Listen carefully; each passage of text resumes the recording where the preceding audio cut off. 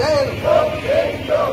ইনকিলাব জিন্দাবাদ, ভারতের communist party মার্ক্সবাদী জিন্দাবাদ।